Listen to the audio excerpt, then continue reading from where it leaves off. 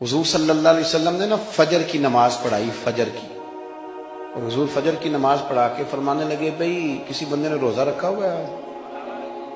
حضرت عمر کہتے ہیں رات کو میرا ارادہ تھا رکھوں، اور سویرے پھر میں نے گرا دیا، نہیں رکھا۔ حضور نے دوسری دفعہ پوچھا بھئی کسی نے روزہ رکھا ہے؟ حضرت صدیق کے اوپر نے ہاتھ کھڑا کیا، عرض کی یا رسول اللہ میں نے رکھا ہوا۔ آپ حکم نہ دیتے تو نہ بتاتا، پر روزہ رکھنا بھی آپ نے توجہ دلائی ہے تو حکم بھی آپ کا بتاؤ تو بتا دیا۔ حضرت عمر کہتے ہیں حضور نے فجر کی نماز پڑھائی، فجر کی۔ دوسرا سوال پوچھا بھی کسی نے کسی بیمار کی تیمارداری کی ہے؟ تو حضرت عمر کہتے ہیں میں نے فٹافٹ عرض کی یا رسول اللہ ابھی تو نماز فجر پڑھی ہے، اب گھر جائیں گے تو تیمارداری کریں گے۔ تو حضور نے فرمایا عمر تو ذرا ٹھہر جانا، جلدی نہ کر، ٹھہر نہ، ذرا رک تو صحیح۔ تو حضرت عمر فاروق رضی اللہ تعالیٰ عنہ فرماتے ہیں میں چپ کر گیا، حضور نے فرمایا بتاؤ بھی کسی نے تیمارداری کی ہے؟ تو صدیق اکبر نے ہاتھ کھڑا کیا، عرض کی یا رسول اللہ عبد الرحمن بن عوف رضی اللہ تعالیٰ عنہ 2-3 دن سے نماز پڑھنے نہیں آ رہے تھے، رات میں نے پتہ کرایا تو پتہ چلا بیمار ہے، اور حضور مجھے یہ بھی پتہ ہے وہ میرا یار ہے، مجھے پتہ ہے رات کو جلدی سوتا ہے پر تہجد میں ضرور اٹھتا ہے، تو حضور میں بھی ذرا فجر کا وقت جلدی اٹھا ہوں تو فجر میں آنے سے پہلے عبد الرحمن ابن عوف کی تیمارداری کر کے آیا ہوں۔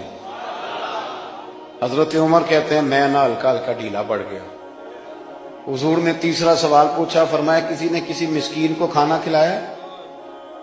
کھانا کھلایا کسی مسکین کو؟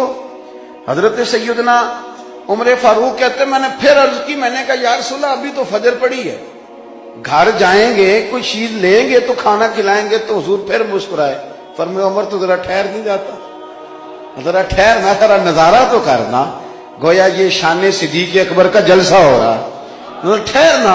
حضور نے پھر پوچھا بھی کسی نے کسی مسکین کو کھانا کھلایا ہے؟ تو حضرت عمر کہتے ہیں لوگ سارے دائیں بائیں دیکھ رہے تھے اور میں چپ کے ابو بکر کو دیکھ رہا تھا، کہ مجھے پتا تھا کہ بولنا اسی نہیں ہے، اور دل میرا کر رہا تھا کہ کہہ دوں دیو جناب جواب، دل میرا کر رہا تھا۔ وہ سمجھ گئے تھے کہ سونا راضی کن کاموں میں، بس یہ نقطہ انہوں نے پا لیا تھا۔ حضور نے فرمایا بتاؤ کسی مسکین کو روٹی کھلائی ہے؟ تو جناب سیدنا صدیق اکبر نے ہاتھ کھڑا کیا، عرض کی یا رسول اللہ سویرے اٹھا ہوں تو چھوٹا بیٹا بھی اٹھ گیا تھا، اور میرے وضو کرتے سنت پڑھتے ماں سے کہنے لگا بھوک لگ رہی ہے، تو ماں نے 2 روٹیاں بھی پکا دی، تو حضور ایک اس نے کھائی دوسری اس کے ہاتھ میں تھی۔ جب ہم نکلے ہیں نا گھر سے تو دروازے پہ ایک فقیر کھڑا تھا، مسکین کھڑا تھا، کہہ رہا تھا رات سے بھوکا ہوں، کوئی دروازہ کھلنے کا انتظار کر رہا تھا، ابو بکر سب سے پہلے تیرا ہی کھلا ہے۔ تو حضور میں نا اس مسکین کو ایک روٹی کھلا کے آیا ہوں۔ حضرت عمر فاروق کہتے ہیں میں نے گردن جھکا لی، اور میرے رسول کریم نے فرمایا اے اللہ میرے ابو بکر پہ رحم فرما، اللہ میرے ابو بکر۔ وہ سمجھ گئے تھے، مزاج شناست سمجھ آ گئی تھی کہ حضور کن باتوں میں، اور نہ اپنے اوپر وہ سارا کچھ طاری کر لیا تھا انہوں نے، طاری، ان کی ادائیں بالکل ڈھل گئی تھی نبی پاک کی ادائیں۔ 3 دن وہ غار ثور میں رہے تو ہمارے صوفیاء فرماتے ہیں کہ ان پر تجلیاں بھی پڑی محبوب کی معرفت کی۔ جب مدینے آئے نا نبی کریم کو لے کے، تو کچھ لوگوں نے حضور کی زیارت کی تھی، کچھ نے نہیں کی تھی، تو کچھ آتے تو نبی پاک کی دستبوسی کر کے بیٹھ جاتے، حضرت ابو بکر سے ہاتھ نہ ملاتے، اور کچھ صرف حضرت ابو بکر سے ہاتھ ملاتے اور حضور سے ہاتھ ہی نہ ملاتے۔ میری بات پہ توجہ ہے آپ حضرات کی؟ تو کچھ لوگوں کو نا شبہ ہونے لگا، وہ معاذ اللہ سمجھنے لگے کہ شاید یہی اللہ کے رسول ہے۔ حضرت صدیق اکبر یہ کیوں شبہ ہوا؟ تو ہمارے محدثین فرماتے ہیں کہ ابو بکر صدیق بولتے بھی اس طرح تھے جو میرے نبی پاک کا طریقہ، بیٹھتے بھی اس طرح تھے جو رسول پاک کا طریقہ۔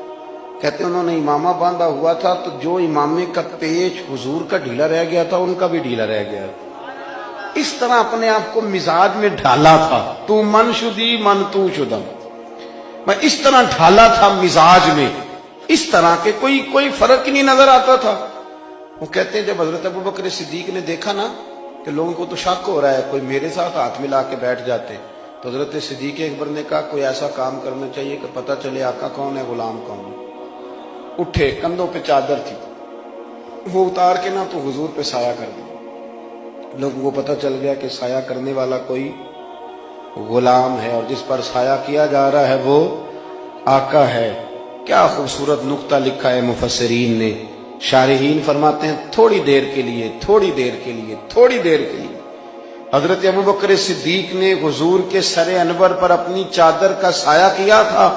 اللہ کے رسول نے احسان کا بدلہ یہ دیا، نیکی کا بدلہ یہ دیا کہ قیامت تک ان کی قبر پر اپنے گنبد کا سایہ فرما دیا، قیامت تک گنبد کا سایہ کر دیا۔